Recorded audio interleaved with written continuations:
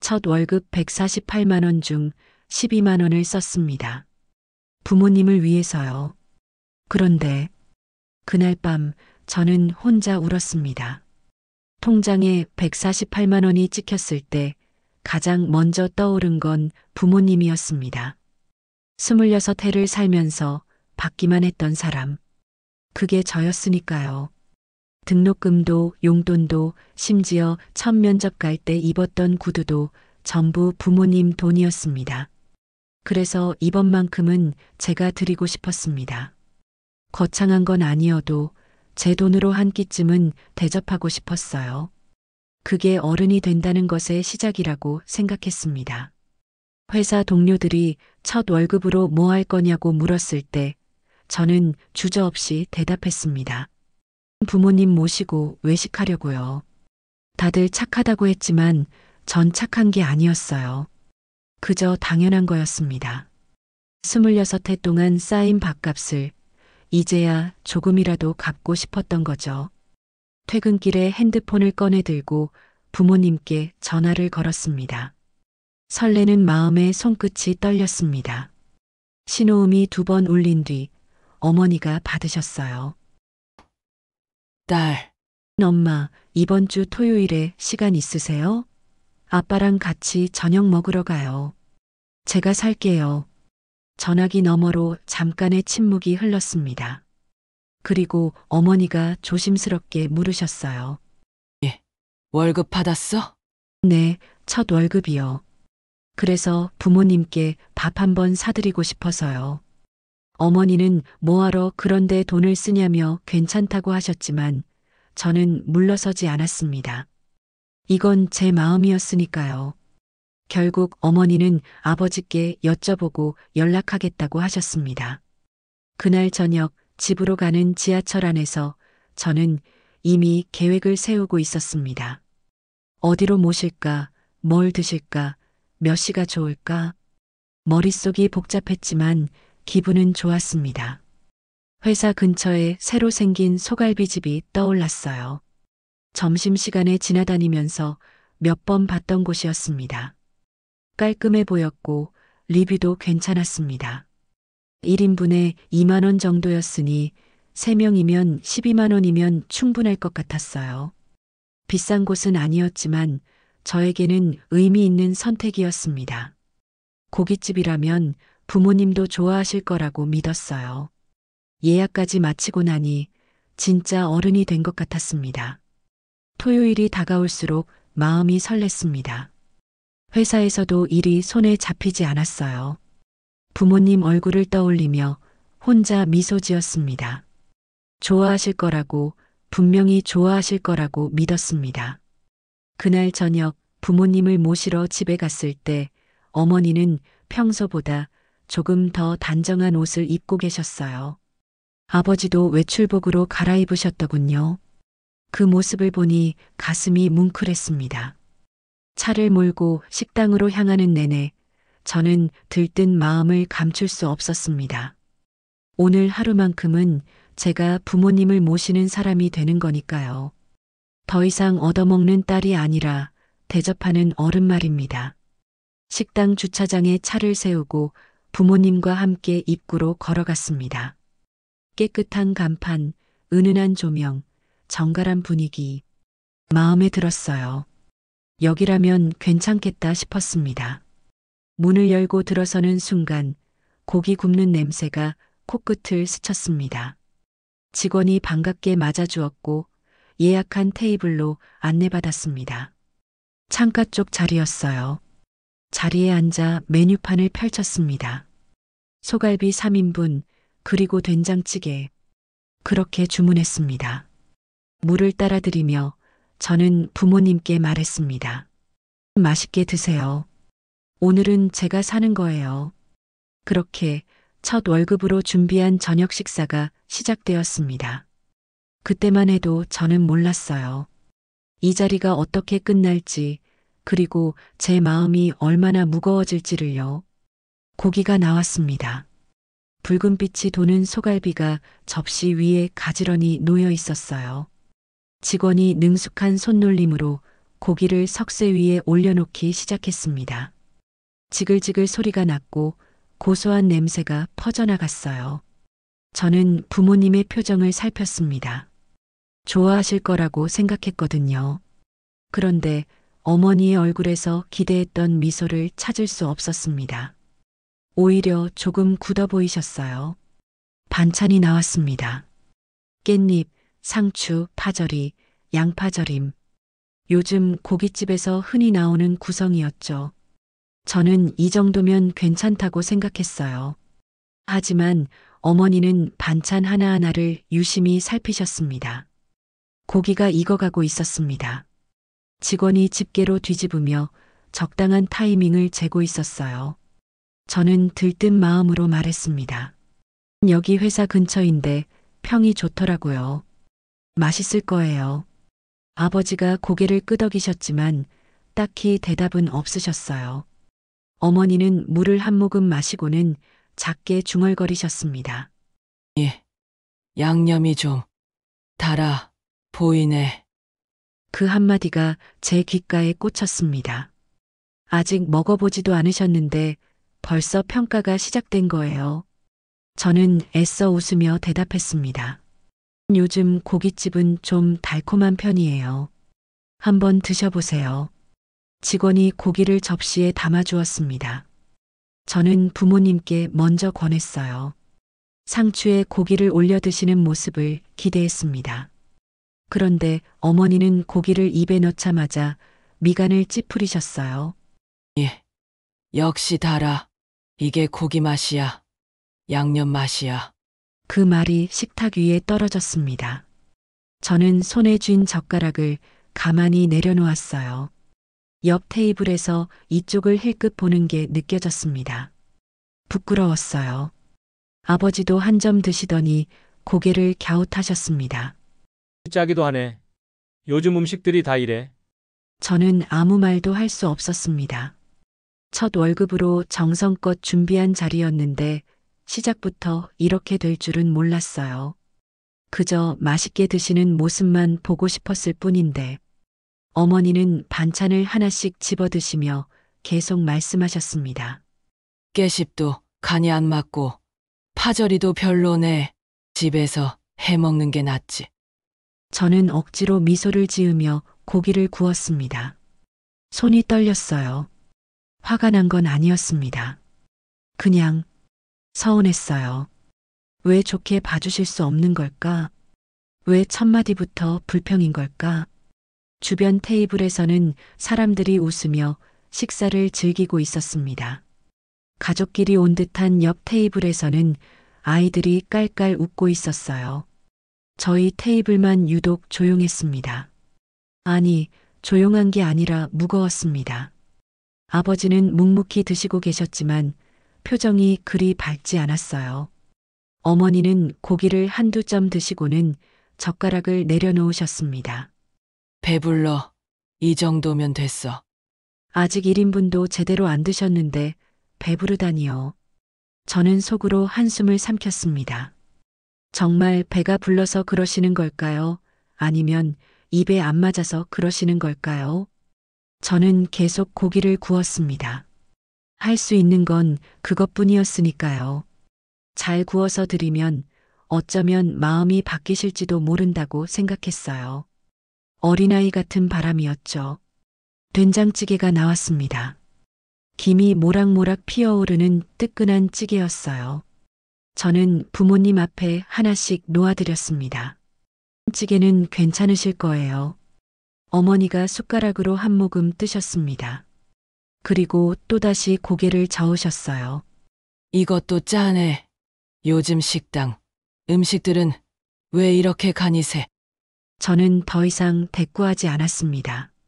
뭐라고 말해봤자 소용없을 것 같았거든요. 그저 고개를 끄덕이고 제 고기나 먹었습니다. 입안에서 씹히는 고기는 달지도 짜지도 않았어요.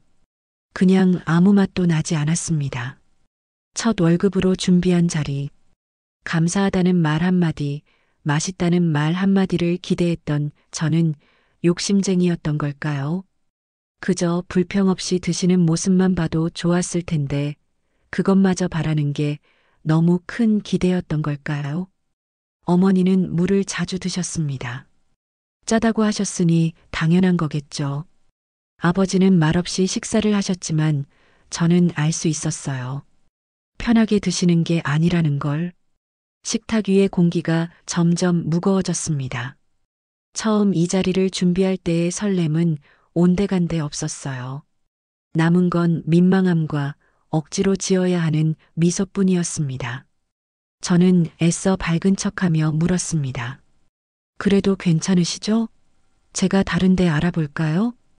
어머니는 손을 내저으며 괜찮다고 하셨어요.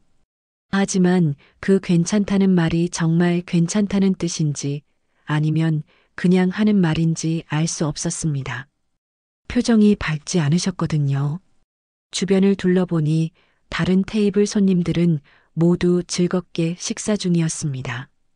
웃음소리도 들렸고 고기 굽는 소리에 대화 소리가 섞여 왁자지껄했어요.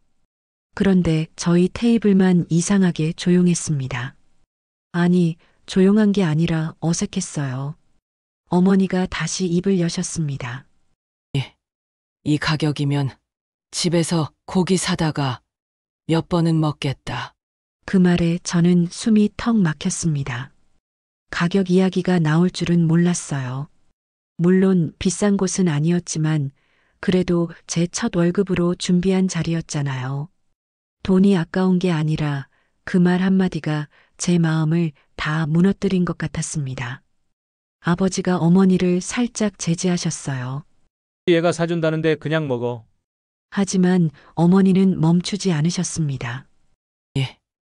그래서 하는 말이지.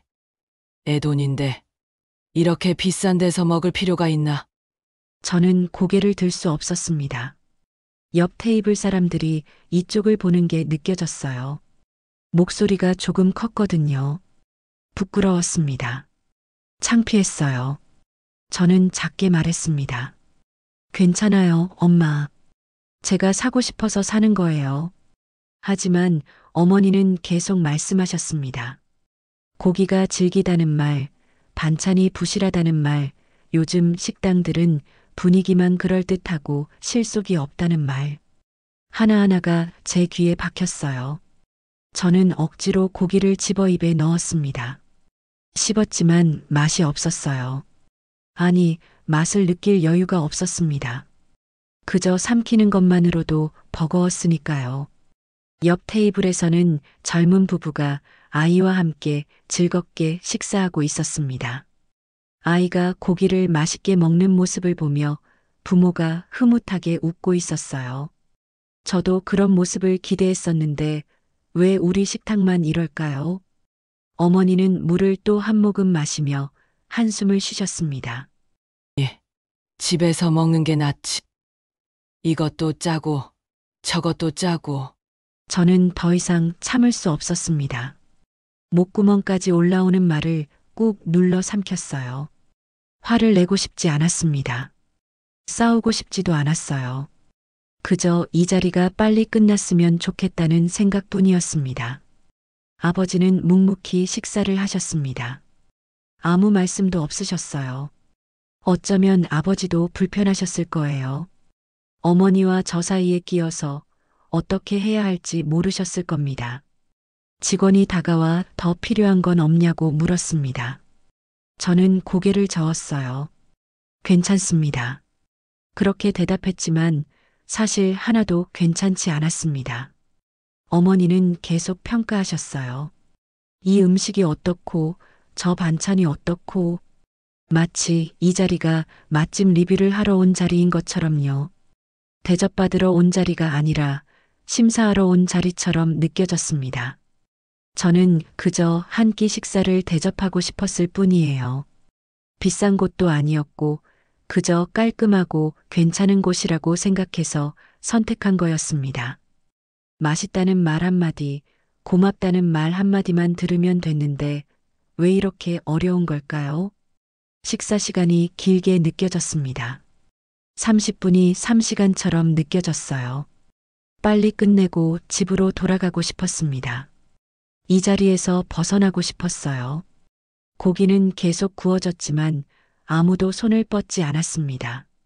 어머니는 배부르다며 젓가락을 내려놓으셨고 아버지도 더 이상 드시지 않으셨어요. 저만 억지로 몇 점 더 먹었습니다. 남기기 아까워서요. 그렇게 우리의 첫 외식은 대화가 아닌 평가로 가득 찼습니다. 딸의 정성은 사라지고 음식의 단점만 남았어요. 저는 그 자리에서 깨달았습니다. 대접이라는 게 단순히 밥값을 내는 게 아니라는 걸, 마음을 나누는 거라는 걸. 하지만 오늘 우리는 마음을 나누지 못했습니다. 그 순간 제 입에서 말이 튀어나왔습니다. 그럼 집에 가요. 제 목소리였지만 제가 한 말 같지 않았어요. 그냥 참다 터져나온 말이었습니다. 계획한 것도 아니었고 생각한 것도 아니었어요. 그저 더 이상 이 자리에 앉아 있을 수 없었던 겁니다. 식탁 위에 침묵이 내려앉았습니다. 어머니가 저를 쳐다보셨어요. 아버지도 젓가락을 든 채 멈춰 계셨습니다. 저는 고개를 들 수 없었어요. 방금 제가 무슨 말을 한 건지 그제야 깨달았습니다. 어머니가 조심스럽게 물으셨습니다. 왜 갑자기? 저는 대답할 수 없었습니다. 뭐라고 말해야 할까요? 음식이 입에 안 맞으신다면서요 라고 할까요? 계속 불평만 하시잖아요 라고 할까요? 그런 말은 차마 할 수 없었어요. 그저 작게 중얼거렸습니다. 아니에요, 괜찮아요. 그냥. 하지만 어머니는 이미 눈치채신 것 같았습니다. 딸이 기분 상한 걸. 표정이 굳어지셨어요. 엄마가 뭐 잘못했어? 음식이 입에 안 맞는다고 그런 말도 못해? 그 말이 가슴에 박혔습니다. 잘못한 게 아니라는 걸 알아요. 어머니는 그저 솔직한 감상을 말씀하신 것 뿐이에요.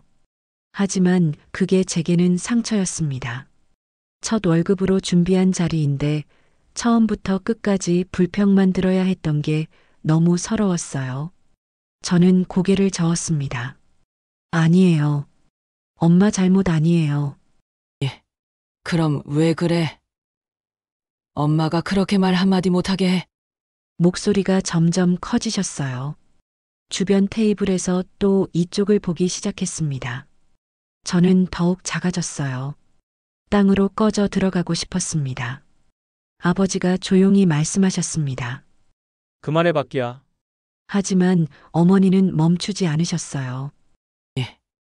애 돈으로 밥 먹는 것도 미안한데 이런 소리까지 들어야 해? 그 말에 저는 눈물이 핑 돌았습니다. 미안하다고요? 제가 사드리고 싶어서 모신 건데 왜 미안해 하세요? 저는 감사받고 싶었던 게 아니에요. 그저 한 끼 식사를 편하게 즐기는 모습만 보고 싶었을 뿐이에요. 저는 숨을 깊게 들이마셨습니다. 울면 안 됐어요. 여기서 울면 어머니는 더 속상해 하실 테니까요. 그리고 저도 더 비참해질 테니까요. 죄송해요. 제가 잘못 생각했어요. 그렇게 사과했습니다. 무엇이 잘못인지도 모르면서 그저 사과했어요.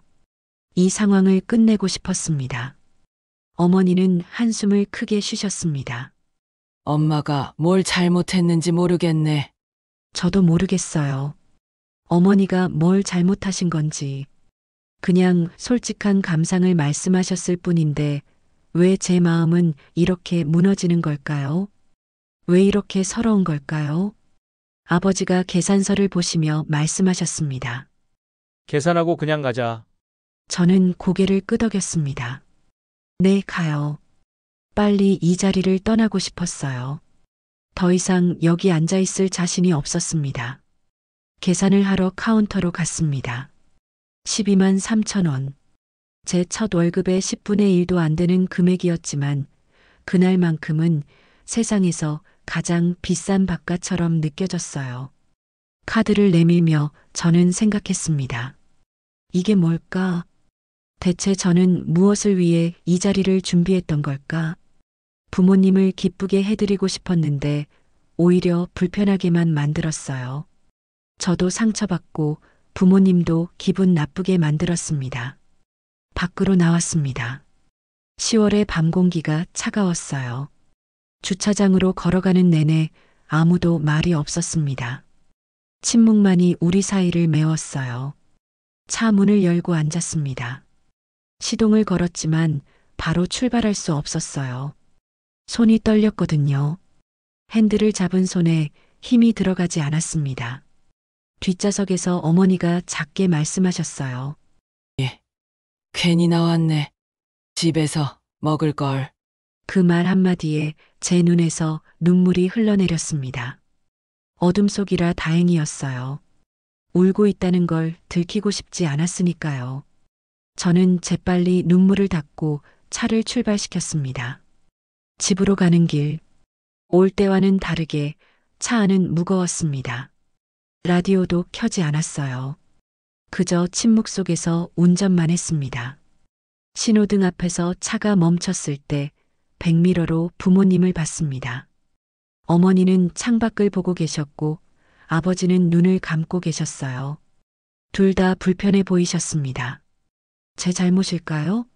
부모님을 외식에 모신 게 잘못이었을까요? 아니면 어머니의 말에 제가 예민하게 반응한 게 잘못이었을까요? 대체 누구의 잘못인 건지 알 수 없었어요. 그냥 세대 차이일까요? 어머니 세대에게는 음식 평가가 자연스러운 대화일 수 있어요.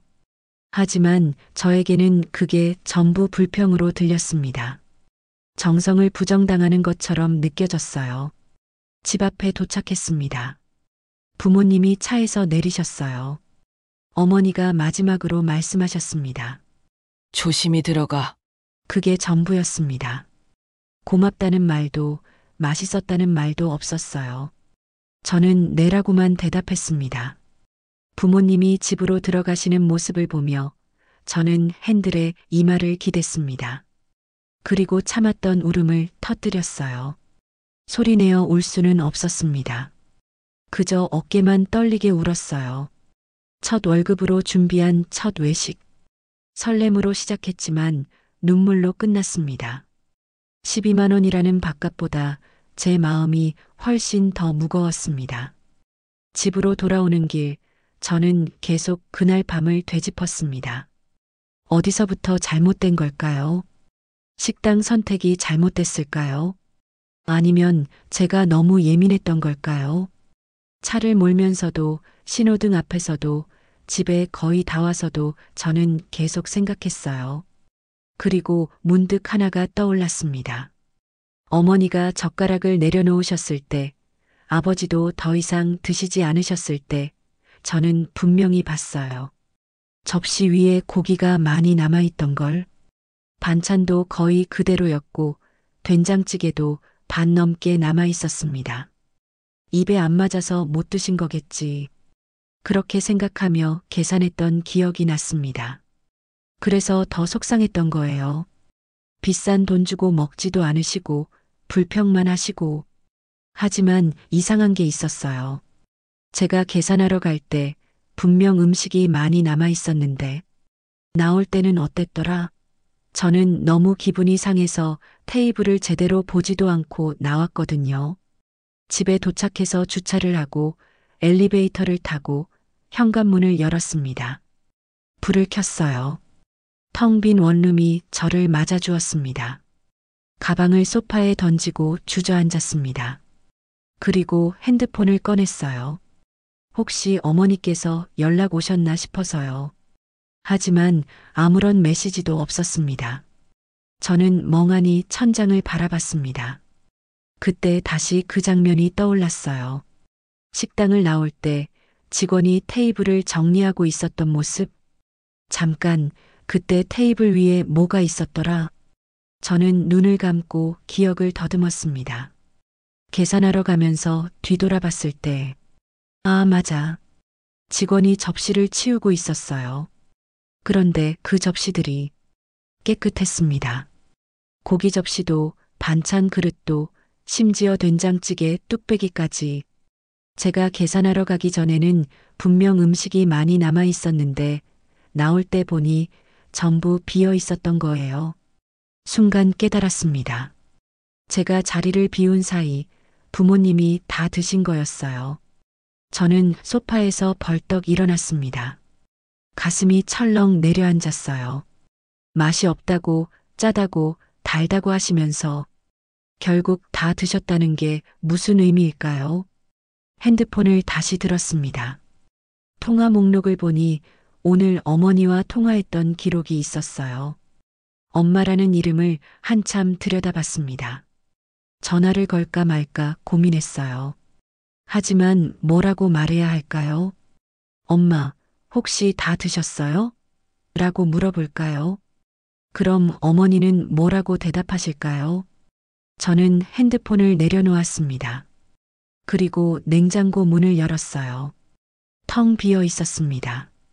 편의점 도시락 하나, 우유 한 팩, 그게 전부였어요. 배가 고팠습니다. 식당에서 저도 제대로 먹지 못했거든요. 분위기가 너무 불편해서 몇 점 억지로 넘긴 게 전부였어요.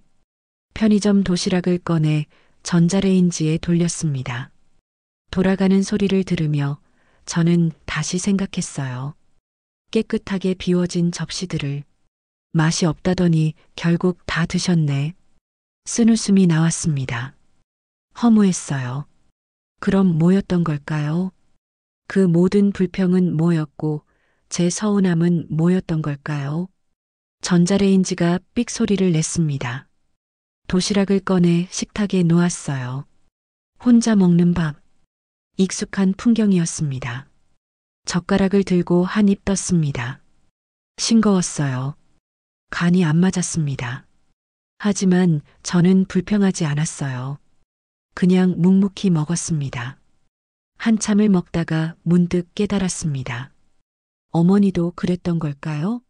맛이 없어도, 입에 안 맞아도, 그래도 딸이 사준 밥이니까 억지로라도 드셨던 걸까요? 그 생각이 드니 눈물이 또 났습니다. 바보 같았어요. 저는 왜 그 자리에서 깨닫지 못했을까요? 왜 불평만 듣고 삐쳤을까요? 도시락을 반쯤 먹고 젓가락을 놓았습니다. 더 이상 넘어가지 않았어요. 목이 메었습니다. 창밖을 봤습니다. 어디선가 불이 켜진 집들이 보였어요. 저마다의 저녁 식사 시간이겠죠. 누군가는 온 가족이 모여 밥을 먹고 있을 거예요. 웃으며, 이야기하며 따뜻하게. 저는 왜 그렇게 못했을까요? 왜 우리 식탁은 그렇게 차가웠을까요? 핸드폰을 다시 들었습니다. 어머니께 문자를 쓰려다가 지웠어요.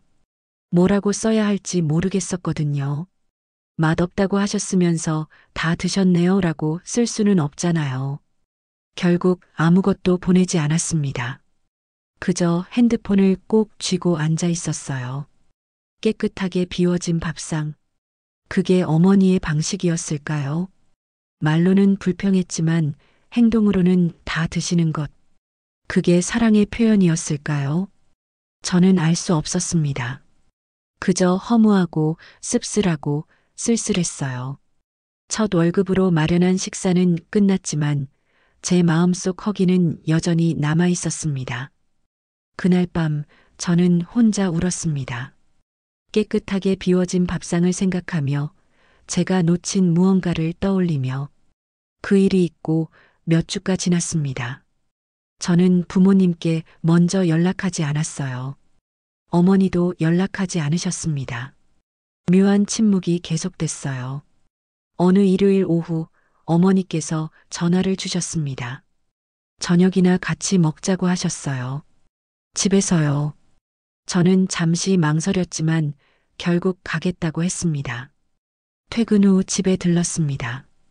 현관문을 열고 들어서니 익숙한 냄새가 났어요. 어머니가 만드신 음식 냄새, 된장찌개 끓는 냄새였습니다. 씻고 와. 저는 짐을 내려놓고 화장실로 갔습니다. 거울을 보니 피곤한 얼굴이 보였어요. 요즘 야근이 많았거든요. 식탁에 앉으니 반찬들이 차려져 있었습니다. 김치찌개, 시금치나물, 계란말이, 김. 소박했지만 정갈했어요. 어머니의 손맛이 느껴지는 식탁이었습니다. 밥을 먹는데 어머니가 물으셨어요. 요즘 밥은 잘 챙겨 먹어? 네, 잘 먹어요. 거짓말이었습니다. 편의점 도시락과 배달 음식으로 때우는 날이 더 많았거든요. 하지만 솔직하게 말하면 잔소리를 들을 게 뻔했어요. 며칠 뒤 저는 부모님께 치킨을 사드리기로 했습니다. 그날따라 기분이 좋았거든요. 프로젝트가 잘 마무리돼서 상여금도 조금 받았어요. 배달 앱을 켜고 유명한 치킨집을 골랐습니다. 양념 반 후라이드 반 28,000원. 조금 비싸지만 맛있다고 소문난 곳이었어요. 주문하고 부모님께 전화했습니다. 오늘 치킨 사드릴게요. 어머니는 뭐하러 그러냐고 하셨지만 제가 먹고 싶어서 시킨다고 했어요. 30분 뒤 치킨이 도착했습니다. 뜨끈뜨끈하고 맛있어 보였어요. 포장을 뜯고 접시에 담아 식탁에 올렸습니다. 이거 얼마야? 그냥 드세요, 엄마. 아니, 얼마냐고. 요즘 치킨이 얼마나 비싼데. 저는 대답하지 않았습니다. 가격을 말하면 또 비싸다고 하실 게 뻔했으니까요. 어머니가 한 조각 드시더니 말씀하셨어요. 자네 요즘 치킨들은 왜 이렇게 짜? 콜라 마셔야겠다. 또 시작이었습니다. 짜다는 말. 저는 아무 말 없이 제 것을 먹었어요. 제 입에는 적당했거든요. 아버지도 한 조각 드시고는 고개를 저으셨습니다. 튀김옷만 두껍고 고기는 별로네. 저는 젓가락을 놓았습니다. 갑자기 식욕이 사라졌어요. 왜 매번 이럴까요? 뭘 사드려도 마음에 안 드시는 걸까요? 다음 주에는 피자를 시켰습니다. 어머니가 좋아하신다던 콤비네이션 피자요. 3만 원이 넘었지만 이번에는 좋아하실 거라고 믿었어요. 하지만 결과는 똑같았습니다. 이거 3만 원 넘게 했지. 이 돈이면 시장에서 고기 사다가 얼마나 먹어. 엄마, 오늘은 그냥 편하게 배달 먹어요. 피자 한 판에 3만 원이 말이 되니 밀가루 반죽에 토핑 몇 개 올린 게 3만 원이야. 저는 입을 다물었습니다. 뭐라고 말해봤자 소용없었으니까요. 어머니는 계속 말씀하셨어요. 요즘 물가가 얼마나 비싼지, 이 돈이면 뭘 할 수 있는지. 피자는 반도 먹지 못하고 냉장고에 들어갔습니다. 그 다음 주에는 중국집 짜장면을 시켰어요. 제일 무난할 거라고 생각했거든요. 짜장면 3그릇, 탕수육 소. 이 정도면 괜찮을 거라고 믿었습니다. 하지만 이번에도 마찬가지였어요. 짜장면이 왜 이렇게 달아? 옛날 짜장면이 진짜 맛있었는데. 탕수육도 고기가 질겨. 요즘은 다 냉동이야. 저는 그저 고개만 끄덕였습니다. 네, 그렇죠. 다 별로죠. 뭘 사드려도 마음에 안 드시죠. 그렇게 몇 번을 더 시도했습니다. 떡볶이도 사드렸고, 족발도 사드렸고, 보쌈도 사드렸어요. 하지만 돌아오는 건 늘 똑같았습니다. 이건 짜다, 이건 비싸다, 이건 별로다. 저는 점점 지쳐갔습니다. 뭘 해도 소용없다는 걸 깨달았어요. 어떤 음식을 사드려도 어디를 가도 부모님은 만족하지 않으셨습니다. 어느 날은 그냥 물었습니다. 엄마, 그럼 뭐 드시고 싶으세요? 어머니는 잠시 생각하시더니 대답하셨어요. 그냥 집에서 해 먹는 게 제일 좋아. 그 말에 저는 웃었습니다. 허탈한 웃음이었어요. 그럼 처음부터 그렇게 말씀하시지 왜 매번 불평만 하시는 걸까요? 저는 더 이상 부모님께 음식을 사드리지 않았습니다. 사드려봤자 기분만 상하니까요. 고맙다는 말 대신 불평만 듣게 되니까요. 같은 식탁에 앉아 있지만 우리는 서로 다른 세상을 살고 있는 것 같았어요. 부모님은 옛날 음식, 옛날 맛을 그리워하시고 저는 지금의 음식, 지금의 맛에 익숙했습니다. 그 차이가 좁혀질 수 있을까요? 아니면 이게 당연한 걸까요?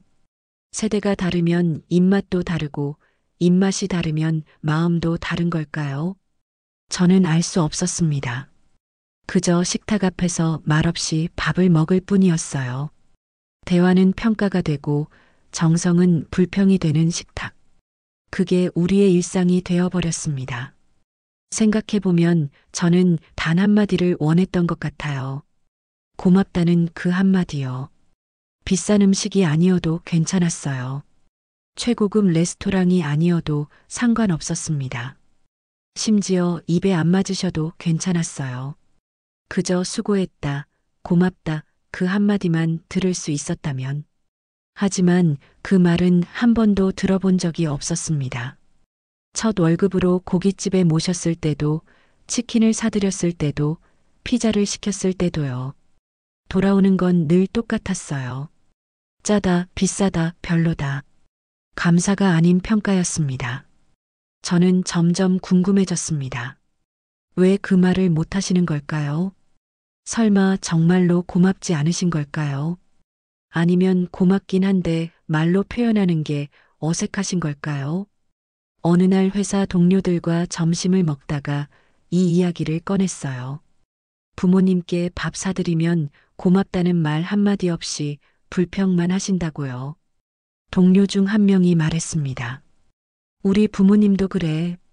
말씀이 없으셔. 다른 동료도 거들었어요. 맞아. 우리 부모님 세대는 그런 말 잘 안 하시잖아. 그 말을 듣고 저는 깨달았습니다. 저희 부모님만 그런 게 아니었구나. 그 세대 전체가 그런 건가 싶었어요. 집에 돌아와 가만히 생각해 봤습니다. 어머니는 저에게 고맙다는 말을 얼마나 자주 하셨을까요? 아버지는요? 기억을 더듬어 봤습니다. 학교 다닐 때 밥 차려주시면서 고맙다고 하신 적 있나요? 빨래 개켜주시면서, 도시락 싸주시면서, 용돈 주시면서 고맙다는 말씀 하셨나요? 없었습니다. 한 번도요. 하지만 사랑이 없었던 건 아니에요. 저는 알고 있어요. 그 모든 게 사랑이었다는 걸. 말은 없었지만 행동으로 보여주셨죠. 새벽같이 일어나 아침밥을 차려주시던 어머니. 늦게 들어와도 불 켜놓고 기다리시던 아버지. 제가 좋아하는 반찬을 항상 챙겨두시던 어머니. 명절 때 용돈을 꼭 챙겨주시던 아버지. 그게 전부 사랑이었어요. 말이 없었을 뿐이죠. 그런데 저는 왜 말을 듣고 싶어 했던 걸까요? 행동으로 다 보여주셨는데 왜 말에 집착했던 걸까요? 아마도 저희 세대는 그렇게 자랐으니까요. 고맙다, 사랑해, 미안해를 말로 표현하는 세대. 친구들끼리도, 연인 사이에도, 가족끼리도 그런 말을 자주 하는 세대요. 하지만 부모님 세대는 달랐습니다. 그 말들이 낯설고 어색한 세대셨어요. 사랑은 말이 아니라 행동으로 보여주는 것이라고 배운 세대. 고맙다는 말 대신 깨끗하게 비운 밥그릇으로 표현하는 세대였죠. 그걸 이해하면서도 저는 여전히 서운했습니다. 알면서도 가슴이 아팠어요. 이해와 감정은 다른 문제였으니까요. 어느 주말 어머니 집에 갔습니다. 냉장고를 열어보니 반찬이 가득했어요. 제가 좋아하는 멸치볶음, 시금치나물, 계란말이. 전부 제 취향에 맞춰 만들어 놓으신 거였어요. 반찬 좀 싸가. 혼자 사니까 제대로 못 먹을 거 아니야. 저는 고개를 끄덕였습니다. 어머니는 반찬통을 꺼내 하나하나 담아주셨어요. 말없이 묵묵히. 그 모습을 보며 저는 생각했습니다. 이게 어머니의 고맙다구나. 이게 어머니의 사랑이구나. 제가 첫 월급으로 밥을 사드렸을 때 어머니도 고마우셨을 거예요. 말은 못하셨지만 마음속으로는 고마워하셨을 겁니다. 그래서 입에 안 맞아도 다 드신 거겠죠. 그게 어머니의 방식이었던 거예요. 맛있다는 말 대신 깨끗하게 비운 밥그릇으로, 고맙다는 말 대신 제가 좋아하는 반찬을 싸주시는 것으로. 하지만 저는 그걸 몰랐어요. 아니, 알면서도 인정하고 싶지 않았던 거죠. 저는 말로 듣고 싶었으니까요. 집으로 돌아오는 길, 반찬통을 들고 걸으며 생각했습니다. 제가 욕심쟁이였던 걸까요? 행동으로 보여주시는데 말까지 듣고 싶었던 게 욕심이었을까요? 아니, 욕심이 아니었어요. 그냥 서로 다른 사랑의 언어를 쓰는 거였죠. 부모님은 행동의 언어로, 저는 말의 언어로. 문제는 우리가 서로의 언어를 이해하지 못한다는 거였어요. 어머니는 반찬을 싸주시면서 사랑해라고 말씀하시는데 저는 그걸 듣지 못했습니다. 저는 고맙다고 말하고 싶은데 어머니는 그 말보다 깨끗하게 비운 접시를 더 원하셨던 거죠. 그날 밤 어머니가 싸주신 반찬으로 저녁을 먹었습니다. 멸치볶음 한 젓가락 떠서 입에 넣었어요. 간이 딱 맞았습니다. 제가 좋아하는 만큼 달지도 짜지도 않았어요. 눈물이 났습니다. 이게 어머니의 고맙다였구나. 이게 어머니의 사랑이었구나. 말은 없었지만 마음은 가득했던 거예요. 저는 말만 들으려고 했지 마음을 보지 못했던 겁니다. 하지만 그래도요. 그래도 저는 바랬습니다. 언젠가 한 번쯤은 말로 들을 수 있기를. 고맙다, 그 짧은 한마디를요. 그로부터 몇 달이 지났습니다. 계절이 바뀌고 날씨가 추워졌어요. 어느새 겨울이 왔습니다. 어머니께서 전화를 주셨어요. 김장을 했으니 김치 가져가라고 하셨습니다. 저는 주말에 들르겠다고 했어요. 토요일 오후 부모님 집에 갔습니다. 현관문을 열고 들어서니 김치 냄새가 진하게 났어요. 어머니가 웃으며 맞아주셨습니다. 김치 많이 담갔다. 실컷 가져가. 거실에는 커다란 김치통이 여러 개 놓여 있었어요. 어머니가 혼자서 다 담그셨다니 대단했습니다. 허리도 아프실 텐데요. 엄마 힘드셨죠? 괜찮아. 이것도 몇 년 못 할 텐데. 지금 해둬야지. 그 말에 가슴이 뭉클했습니다. 몇 년 못 한다니요. 어머니도 이제 나이가 드신 거예요. 어머니는 김치통을 하나 꺼내 덜어주셨습니다. 빨갛고 싱싱한 김치였어요. 한 입 집어 먹어보니 맛있었습니다. 딱 제 입맛에 맞게 덜 짜게 담그셨더라고요. 엄마 맛있어요. 내가 짜게 먹으면 안 된다고 해서 소금 덜 넣었어. 저는 멈칫했습니다. 제가 그런 말을 한 적이 있었나요? 기억이 잘 안 났어요. 하지만 어머니는 기억하고 계셨습니다. 그리고 김치를 담글 때 그걸 신경 쓰셨던 거예요. 식탁에 앉아 어머니와 차를 마셨습니다. 따뜻한 유자차였어요. 잔을 두 손으로 감싸쥐니 온기가 전해졌습니다. 저는 조심스럽게 말을 꺼냈습니다. 엄마, 저번에 고깃집 갔을 때 말이에요. 어머니가 저를 보셨어요. 저는 계속 말했습니다. 제가 기분 상했던 거 아셨죠? 어머니는 잠시 침묵하시더니 고개를 끄덕이셨습니다. 알았지? 엄마가 너무 심했나 싶었어. 아니에요. 엄마 잘못 아니에요. 저도 너무 예민했던 것 같아요. 어머니는 한숨을 쉬셨어요. 엄만 원래 그래. 말을 좀 그렇게 해. 내 아빠도 그것 때문에 속상해하는데. 저는 웃었습니다. 그래도 괜찮았어요. 이렇게 솔직하게 이야기할 수 있다는 게 다행이었습니다. 엄마, 그런데 나중에 보니까 다 드셨더라고요. 접시가 깨끗했어요. 어머니가 잠깐 놀란 표정을 지으셨어요. 내가 그걸 봤어? 네, 나올 때 봤어요. 어머니는 쑥스러운 듯 웃으셨습니다. 입맛엔 안 맞았는데 그래도 내가 사준 건데 남기면 안 되잖아. 그 말에 눈물이 날 뻔했습니다. 억지로 참았어요. 여기서 울면 안 될 것 같았거든요. 고마워요, 엄마. 뭐가요? 다 드셔줘서요. 불평하시면서도 다 먹어주셔서요. 어머니는 손사래를 치셨어요. 그게 뭐라고 당연한 거지. 당연하지 않았어요. 전혀 당연하지 않았습니다. 입에 안 맞는 걸 억지로 드시는 게 어떻게 당연한가요? 그게 바로 사랑이었던 거예요. 저는 어머니께 말했습니다. 엄마, 다음에 또 모시고 나갈게요. 이번엔 엄마 입맛에 맞는 곳으로요.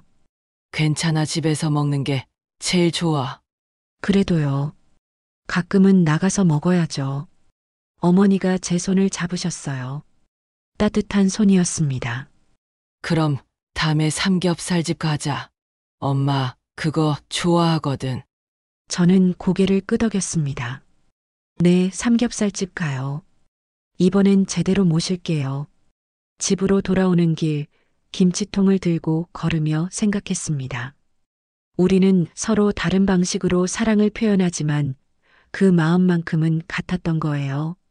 어머니는 말로 표현하는 게 서툴렀을 뿐이에요. 고맙다는 말 대신 깨끗하게 비운 접시로, 사랑한다는 말 대신 정성스럽게 담근 김치로 표현하셨던 겁니다. 저는 이제 알았어요. 부모님 세대의 사랑법을요. 그들의 언어를요. 말은 투박해도 마음은 따뜻했고 표현은 서툴러도 사랑은 깊었습니다. 다만 우리가 서로의 언어를 이해하지 못했을 뿐이에요. 앞으로는 달라질 거예요. 저는 어머니의 행동 속에 숨은 말들을 듣겠습니다. 불평 속에 감춰진 고마움을, 잔소리 속에 담긴 걱정을, 침묵 속에 있는 사랑을요. 그리고 어머니도 조금씩 변하실 거예요. 아주 조금씩이지만 말로 표현하는 것도 배워가실 겁니다. 그게 딸이 원하는 거라는 걸 이제 아시니까요. 완벽하지 않아도 괜찮아요. 서툴러도 괜찮습니다.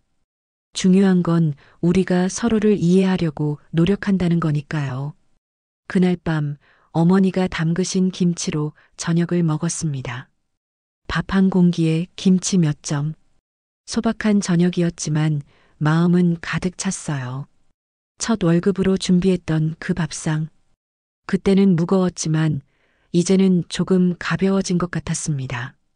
148만 원 중 12만 원. 밥값은 작았지만 그 안에 담긴 건 무거웠어요. 딸의 사랑, 부모님의 사랑. 서로 다른 방식이지만 같은 마음이었습니다. 밥상 위에는 세대의 거리가 있었지만 그 아래에는 변하지 않는 사랑이 흐르고 있었어요. 투박한 말투 속에, 불평 같은 표현 속에, 그리고 깨끗하게 비워진 접시 속에 우리는 계속 배워갈 거예요. 서로의 사랑법을요. 천천히 조금씩이요. 그리고 언젠가는요. 어머니도 말씀해 주실 거예요. 고맙다고, 맛있었다고. 그때까지 저는 기다릴 겁니다. 기다리면서도 사랑할 거예요. 어머니가 그러셨던 것처럼요. 지금까지 제 이야기를 들어주셔서 정말 감사합니다. 여러분의 작은 관심과 응원이 제겐 큰 힘이 됩니다. 구독과 좋아요, 그리고 따뜻한 댓글은 더 많은 이야기로 보답할 수 있는 원동력이 됩니다. 다음 이야기에서 다시 찾아뵙겠습니다. 감사합니다.